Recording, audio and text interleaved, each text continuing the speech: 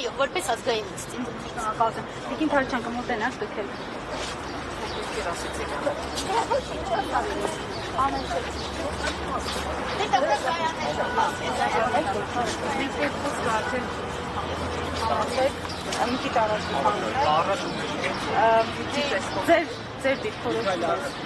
Գայանա Ենոքյան, Հայաստանի Հանրապետության քաղաքացի։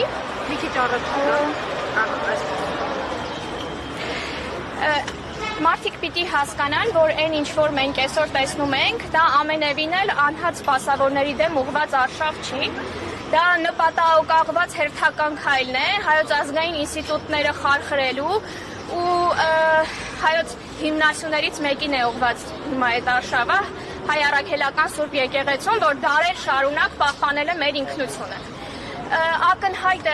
ընդամենը ադրբեջանական մամուլը, ադրբեջանական ներկայիս հաղորդագրությունների մակերեսային դիտարկումը անգամ ակնհայտ է դարձնում, որ այս արշավը մեր իշխանությունների կողմից թելադրվում է թուրք-ադրբեջանական տանդեմի կողմից։ Դրա համար մարդիկ պիտի հասկանան, որ այսօր եկեղեցու կողքին չկանգնելը, իշխանություններին չասելը, որ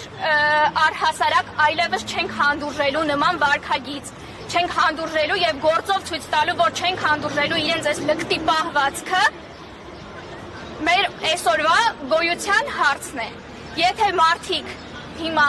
դուրս չգան այդ համացանցային տիրույթից դուրս իրենց տեսակետը չարտահայտեն եւ չպաշտպանեն հայ առաքելական եկեղեցին, վաղը հնարավոր է մեր գոյության հարցը դրվի ու ինչ ենք անելու, էլի սպասելու ենք, ուղղակի սպասելու ենք, թե մեզ ոնց են ոչնչացնելու։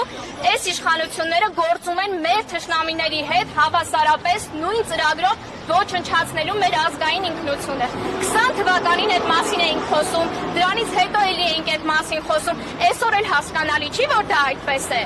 Ակնհայտ է ամեն ինչը ու չտեսնելը, անտեսելը, այս պահին չգործելը եւ այս իշխանություններին անհապաղ չհեռացնելն ու չդատելը իրենց հանցագործությունների համար արդեն մեր կողմից է հանցագործություն։